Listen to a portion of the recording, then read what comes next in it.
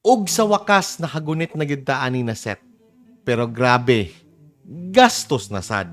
Pero basi di ay.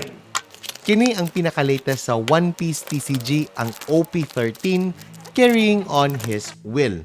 Maayo unta og makarry ang will of D sa atong mga kamot, uy. Kay kini isa gini ka box ato abrihan. Ato nito ngaon into 2 parts kay nay 24 packs in 1 box.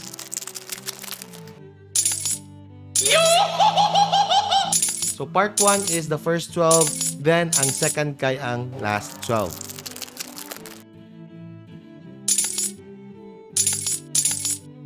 Kining nga set sa One Piece TCG, diri gi-introduce ang tulo ka red manga, ang Luffy, Ace ug Sabo. Wa na, finish na. Manga Karabaw na. Unya, besides sad anang tulo ka red manga, naa say regular na manga. Sus, pertinag yung hinuga in taon. 5 ka sa isa ka set na ay unom ka manga. Na, pwede na ta mag-wingo float ana. Arang kalami, jud. Ang tulo pa jud ka manga, chase card pa jud nako, Ace, Sabo ug Luffy. Pero kabaluman ta, lisod jud na makuha.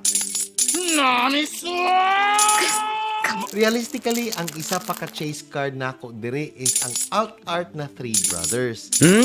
Good smell. Flavor. Katong mga bata pa sila. Dili gyud na ingon ana ka mahal, pero gusto gyud nako makapulog ingon ana. It's about the chase, kumbaga.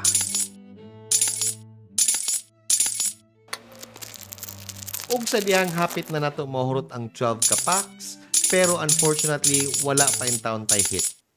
Hilak ang choy.